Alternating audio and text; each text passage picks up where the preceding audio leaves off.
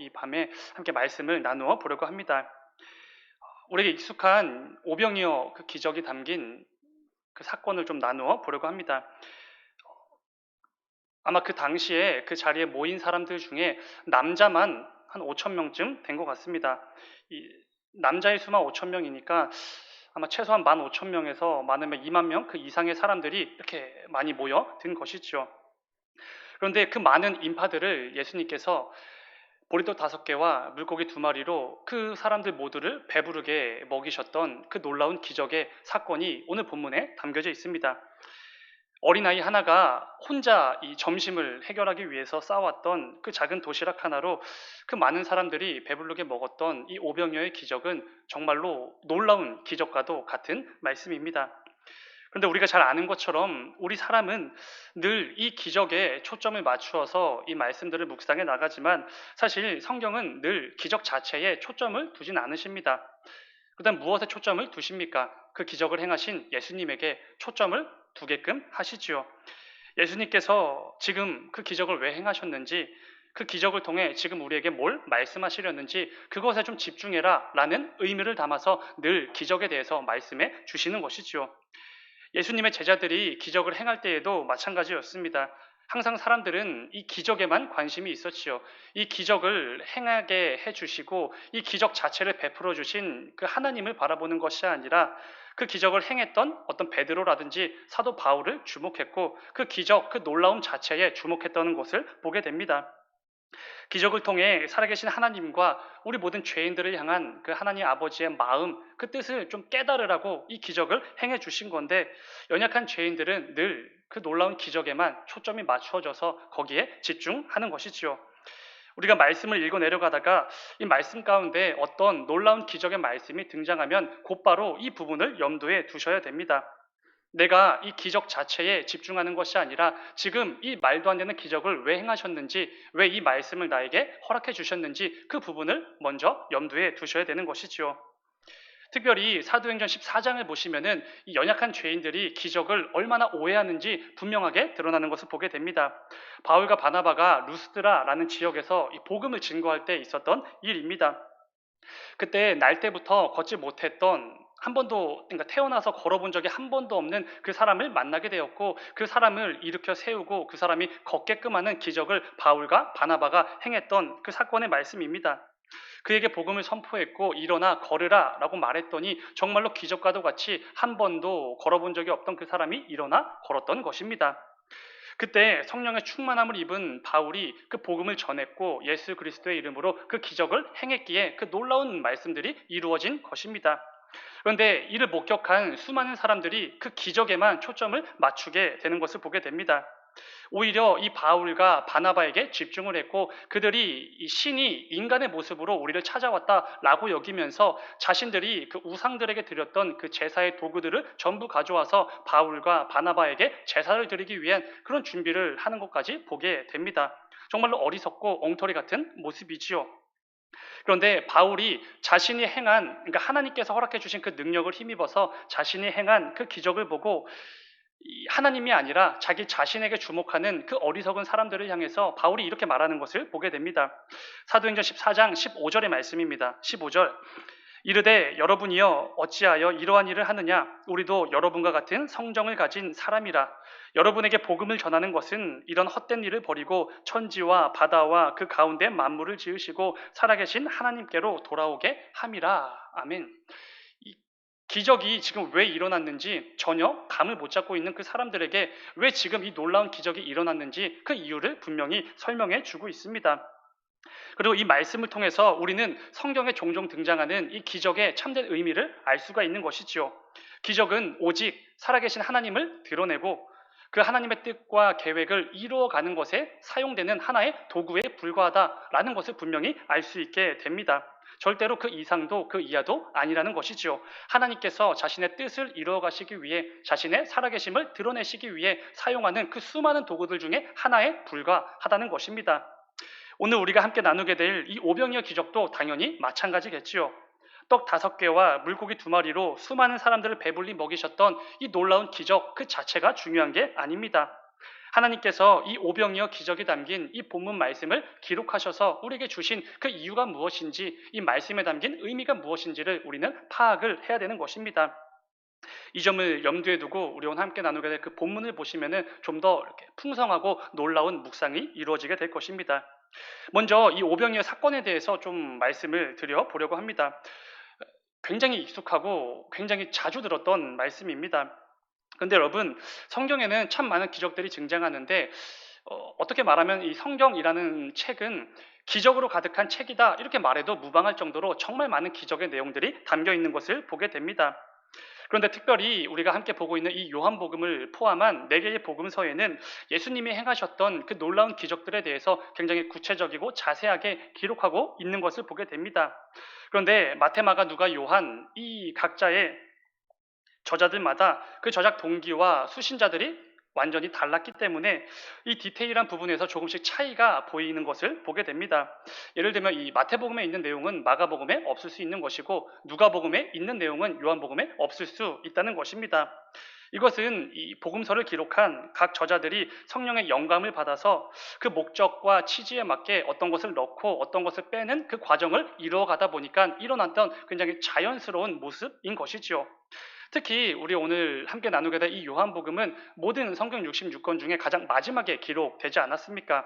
그러니까 이 요한이 요한복음을 기록할 당시에는 이미 세 개의 공간복음 마태, 마가, 누가 복음이 이미 기록되어져서 사람들에게 충분히 읽힌 후에 기록되었다라는 것입니다.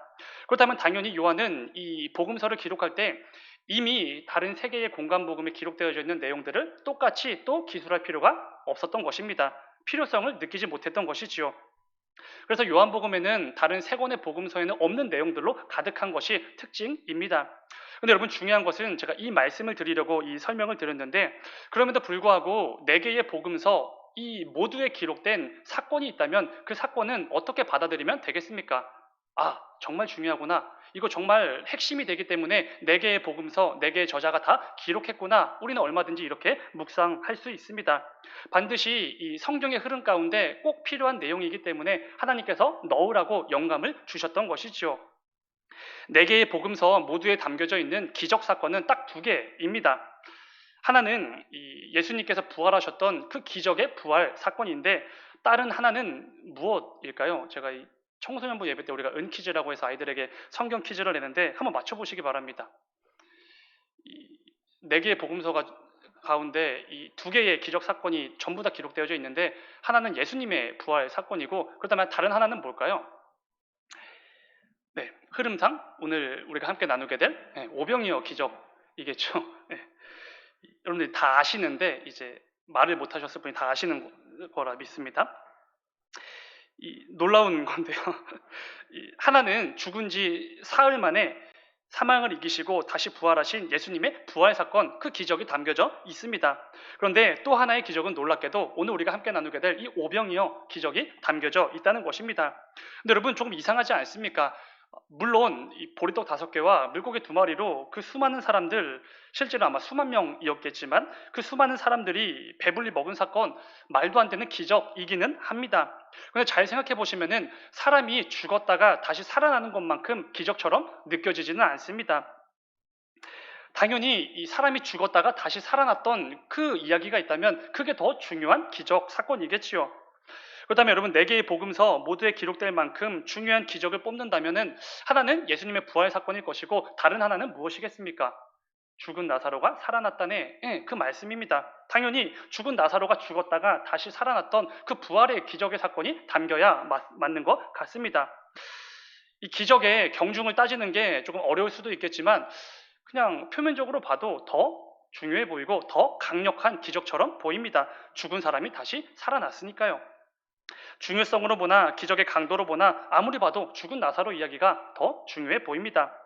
그런데 그럼에도 이 나사로 이야기가 아니라 오병이어 사건이 4개의 복음서 모두에 포함되어져 있다면 우리는 이 오병이어 사건을 그냥 가벼운 마음으로 읽을 수는 없습니다. 정말 중요하고 반드시 필요한 이야기라고 하나님께서 판단하셨기 때문에 성령의 영감을 통해 우리에게 4번이나 허락해 주셨다라는 것이죠. 우리에겐 너무 익숙해서 자주 듣고 읽는 말씀이어서 이 오병이어 사건에 대해 별 감흥이 없은 것처럼 보여질 때도 있지만 사실 이 오병이어는 복음서 4개에 전부 기록될 만큼 정말 중요한 사건이라는 것입니다. 그렇기에 이 묵상 포인트도 굉장히 많이 담겨져 있고요. 하나님께서 우리에게 주시는 그 메시지들이 그 어떤 본문보다 정말 풍성한 본문이지 않을까 생각이 됩니다. 여러분, 이 오병이어 사건이 담긴 오늘 본문 1절부터 15절까지 이 하나의 단락이지 않습니까? 이 단락을 한번 눈으로 쑥 훑어보시기 바랍니다. 그 가운데 가장 중요해 보이는 구절을 뽑자면은 아마 마지막 15절을 뽑을 수 있을 것입니다. 우리 15절을 우리 함께 다시 읽어볼까요? 15절입니다. 시작. 그러므로 예수께서 그들이 와서 자기를 억지로 붙들어 임금으로 삼으려는 줄 아시고 다시 혼자 산으로 떠나 가시니라. 말씀을 읽다 보면은 이 오병이어 사건이 마치 이 한 구절, 이 15절을 위해서 앞에 등장하는 것처럼 보이기까지 합니다.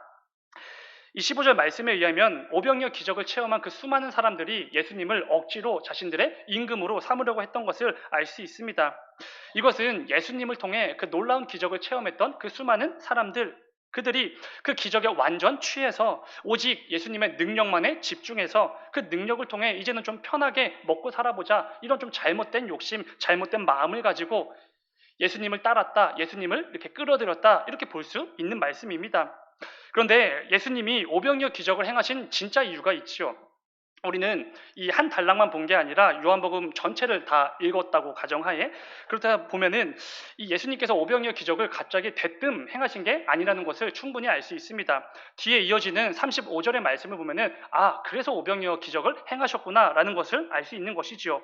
이어지는 35절의 말씀을 제가 읽겠습니다. 35절.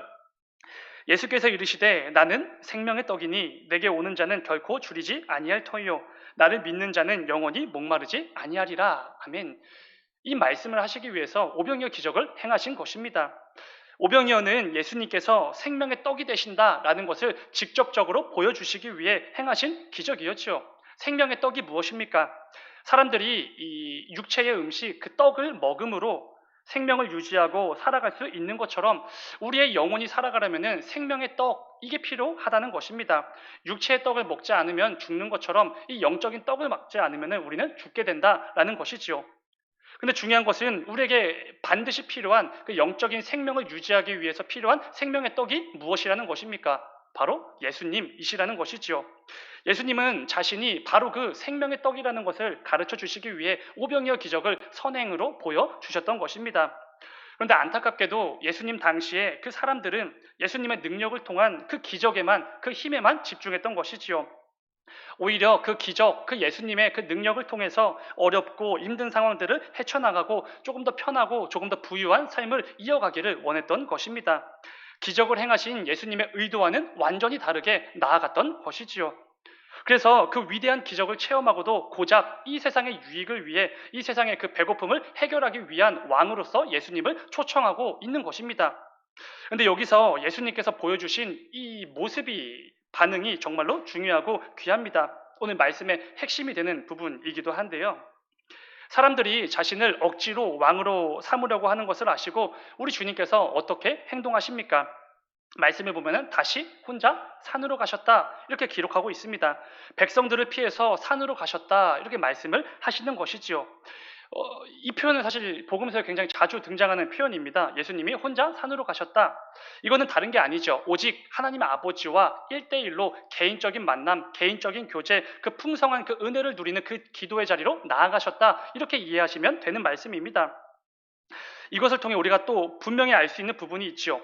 예수님은 충분히 자신의 유익을 위해서, 자신의 영광을 위해서 얼마든지 행동하고 말씀하실 수 있으셨지만 절대로 그렇게 하지 않으셨다라는 것입니다. 그래 좋다, 내가 너희들의 왕이 되어주마, 이 한마디만 하셨으면 우리 주님은 정말로 왕이 되셨을 것입니다. 유대인들의 왕이 되셔서 그 모든 영광, 그들의 인정, 그들의 어떤 찬양을 얼마든지 취하실 수 있었던 것이죠. 그런데 당연히 그렇게 안 하십니다. 왜 그렇게 안 하셨습니까? 예수님께서는 그것 때문에 이 땅에 오신 게 아니기 때문이지요. 고작 그거 위해서 자기의 어떤 인정과 사람들로부터의 그 존귀함, 그 영광, 찬송을 받기 위해서 이 땅에 오신 게 아니기 때문입니다. 예수님은 분명히 알고 계셨습니다. 이 땅에서 자신의 사역을 통해 자신이 감당하시는 그 모든 상황과 아픔과 고통들을 통해서 하늘에 계신 그 아버지께 영광이 되어지는 것이고, 그 하나님께서 이 땅에 보내신 그 목적과 그 계획과 뜻을 이루기 위해 내가 여기 왔다라는 것을 분명히 알고 계셨던 것이지요.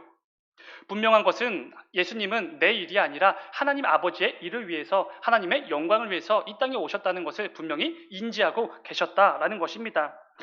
우리가 오늘 함께 나누고 있는 본문 앞에 5장 41절을 보면은 이런 말씀이 있습니다. 41절, 나는 사람에게서 영광을 취하지 아니하노라, 이렇게 말씀을 해 주셨습니다.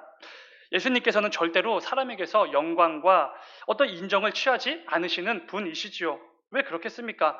예수님에게는 하나님의 영광이라는 분명하고 명확한 목적이 있으셨기 때문이지요.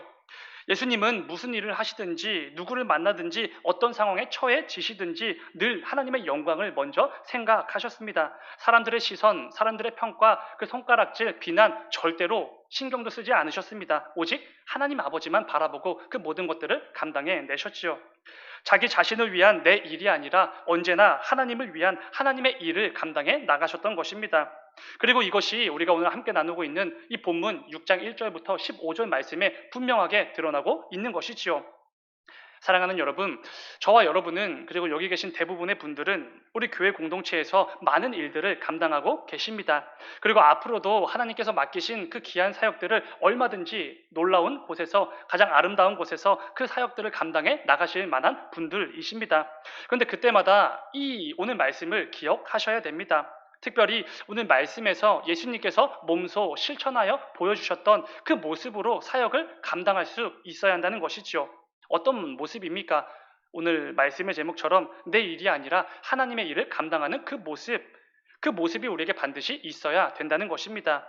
우리에게 좀 더 익숙한 표현으로는 오직 하나님의 영광을 위해서 그 모든 사역들, 사명들을 감당해 나가셔야 한다는 것이지요. 네, 사실 너무 당연한 말을 제가 지금 하고 있지요. 내가 감당하는 일은 내 일이 아닙니다. 너무 뻔한 것이지요. 사람에 의해서 사람을 위해 감당하는 우리 사람의 일이 아닙니다. 너무나 당연한 것이죠. 오직 하나님께서 자신의 영광을 위해 우리 각 사람에게 맡기신 하나님의 일을 우리는 감당하고 있는 것입니다. 그래서 너무나 자연스럽게, 너무나 당연하다는 듯이 우리는 내 일이 아니라 하나님의 일이라는 것을 분명히 기억하고 오직 하나님의 영광을 위해서 그 모든 것들을 감당해 나가야 되는 것입니다. 오늘 말씀을 통해 그동안 많은 사역들을 감당해 오셨던 여러분의 그 모습들을, 그 지난날의 과거들을 한번 점검해 보기를 원합니다. 나는 하나님의 일을 감당해 왔습니까? 아니면 나의 일을 감당하며 살아왔습니까? 여러 가지 사역을 감당할 때 내가 반드시 기억해야 될 부분은 예수님처럼 늘 하나님께 영광을 돌리는 그 모습이 있어야 된다는 것입니다. 우리는 이 사람들로부터 영광과 그 인정과 어떤 칭찬, 그걸 얻는 것을 애초에 기대하면 안 되는 것이지요. 그걸 기대하는 순간 마음이 상하고 깨어지기 시작하는 것입니다. 하나님께서 취하실 영광을 절대로 내가 가로채려고 애를 쓰면 안 되는 것이지요. 예수님처럼 나의 영광, 나의 유익을 위할 수 있는 그 상황이라고 하더라도 내 한마디면, 내 행동 하나면 이 모든 사람들로부터 인정과 칭찬과 존귀를 한 몸에 받을 수 있는 상황이라고 해도 절대로 그러시면 안 됩니다. 오직 하나님의 영광을 위해서 그 일을 감당하고 있음을 절대로 잊으시면 안 됩니다. 안타깝지만 제 경험상 대부분의 경우 연약한 우리는 하나님의 영광을 위해서 일을 하다 보면은 그 영광을 내가 취할 때가 정말 많이 있습니다. 사람들로부터 인정과 칭찬과 영광을 취하는 거 너무나 익숙한 죄인들이기 때문이죠. 그러다 보면 어느새 하나님의 일이 아니라 내 일, 사람의 일을 감당하는 내 모습을 발견하게 되는 것입니다. 이 성경에도 그런 사람들 참 많이 등장하죠. 대표적인 사람이 이스라엘의 초대 왕이었던 사울이지 않겠습니까? 사울은 하나님께서 자신을 대신하여서 이 이스라엘을 다스릴 만한 초대 왕으로 삼을 만큼 굉장히 겸손하고 탁월한 사람이었습니다. 그런데 나중에는 자신의 그 탁월함, 자신의 그 능력, 지혜, 자신이 쌓아왔던 그 공적들이 마치 자기 때문인 것처럼, 자기가 잘나서 그 모든 것들이 가능했던 것처럼 착각을 하게 됩니다. 그래서 어떻게까지 합니까? 하나님의 영광을 더욱더 높이기 위해서 하나님을 위한 기념비가 아니라 자신의 영광을 높이기 위한, 자신을 위한 기념비를 세우는 것을 보게 됩니다. 사무엘상 15장 12절을 보면은 이렇게 말씀합니다. 12절 사무엘이 사울을 만나려고 아침에 일찍 일어났더니 어떤 사람이 사무엘에게 말하여 이르되 사울이 갈멜에 이르러 자기를 위하여 기념비를 세우고 이렇게 말씀을 합니다. 철저하게 자기를 위하여 기념비를 세운 사람, 그게 바로 사울입니다. 그때 하나님께서는 이 사울을 왕으로 세우신 것을 후회하시지요. 후회가 없으신 그 하나님께서 내가 후회한다 라고 표현하실 정도로 그 정도로 사울이 정말 큰 죄악을 지금 저지른 것입니다.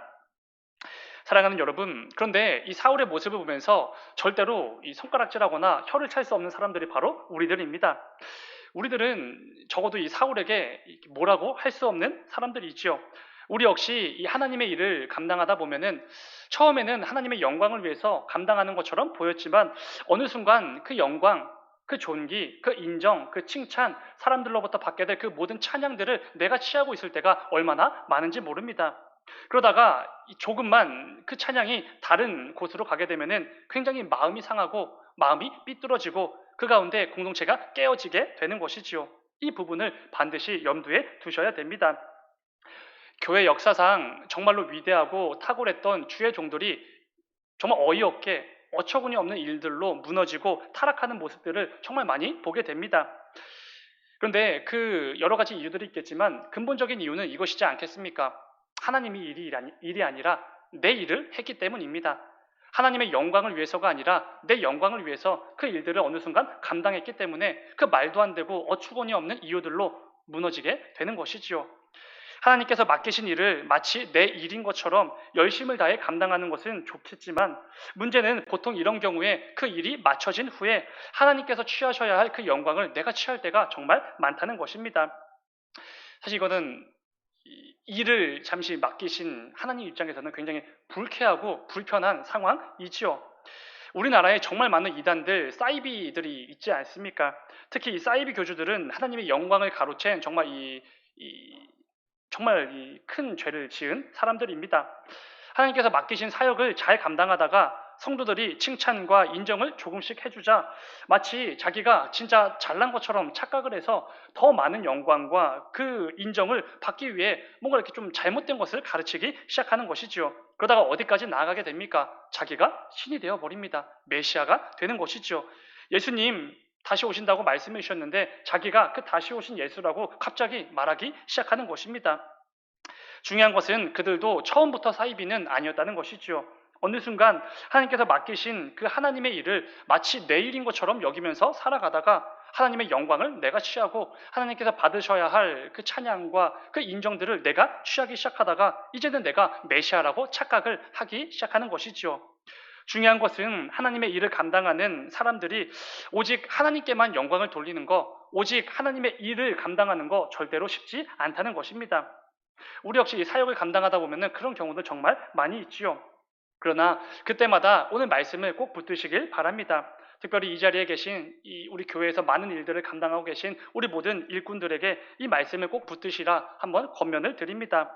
사도 바울이 말하는 것처럼 뭘 먹든지 뭘 마시든지 뭘 하든지 아무 상관이 없습니다. 그런데 그 모든 것들을 할 때에 오직 하나님의 영광을 위해서만 해야 되는 것이지요. 그게 바로 우리 성도들에게 너무나 당연한 모습입니다. 하나님의 영광을 위해서 창조가 된 자들이니까요. 하물며 하나님께서 맡기신 하나님의 일을 감당하는 것에 있어서 하나님의 영광이 아니라 내 영광, 내 유익을 위해서 일한다면 이건 말이 안 되는 겁니다. 그러니까 애초에 출발이 잘못된 거죠. 엄청난 오류에 지금 빠져 있는 것입니다. 오늘 말씀을 기억하시면서 하나님께서 맡기신 그 일들을 감당해 나갈 때마다 나의 잘남과 인정과 존귀는 계속해서 없어지고 늘 하나님만이 계속해서 드러나는 오직 하나님의 영광을 위해서만 그 모든 것들을 감당해내시는 우리 모두가 되기를 주님의 이름으로 축원을 드립니다. 말씀 맺겠습니다. 하나님께서는 저의 연약함도 아시고 여러분 모두의 연약함도 다 아시는 분이십니다. 이렇게 모르셔서 제가 이 부족한 거를 잠깐 깜빡하셔서 이런 막중한 사명을 저에게 맡기신 게 아니죠.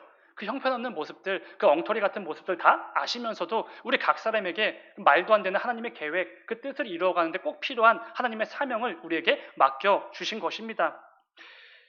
그럼에도 불구하고 우리가 하나님의 영광을 위한 그 사역을 감당할 수 있도록 계속해서 그 사역의 자리로 우리를 보내주시는 것이지요.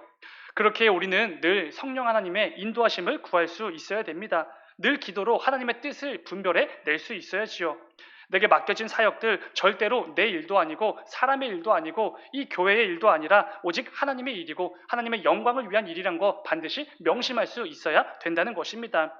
사역을 감당함에 있어서 불쑥불쑥 찾아오게 되는 어떤 유혹이나 시험 앞에서 예수님처럼 오직 하나님의 영광을 위해서 그 모든 것들을 감당해내는 그 귀하고 복된 모습이 우리에게 있어야 하는 것입니다. 이를 통해 여러분들이 어떤 곳에서 어떤 사람들과 어떤 사역을 감당하시든지 늘 내 일이 아니라 하나님의 영광을 위한 하나님의 일을 충성스럽게 감당해내시는 우리 모두가 되기를 주님의 이름으로 축원을 드립니다. 잠시 기도하겠습니다. 사랑하는 주님, 아버지 우리에게 정말로 귀하고 값진 여러 가지 모양의 사역들과 사명들을 맡겨주셨습니다. 그런데 아버지 그 사역들을 열심을 다해 또 충성스럽게 감당할 때도 있지만 때로는 우리가 그 일을 마치 내 일인 것처럼 사람의 일인 것처럼 착각을 할 때가 있습니다. 그래야 해서 그 가운데 하나님께서 취하셔야 될 그 모든 영광과 그 찬양을 내가 취할 때가 얼마나 많은지 모릅니다. 아버지 그때마다 그 모든 유혹과 시험 앞에서 오늘 말씀에서 보이셨던 그 예수님의 그 모습이 우리에게도 있기를 원합니다. 예수님께서 그 모든 영광과 그 인정과 칭찬을 취할 수 있는 그 상황에서도 오직 하나님의 일을 먼저 생각하셨고 하나님의 영광을 위해서만 그 모든 행동들을 이어가셨던 것처럼 우리 역시 그 사명을 감당함에 있어서 예수님의 그 모습을 본받아서 충성스럽게 감당해내는 우리 모두가 되어질 수 있도록 인도하여 주시옵소서. 주님 감사합니다. 거룩하신 예수님의 이름으로 기도드렸습니다. 아멘. 우리 말씀 생각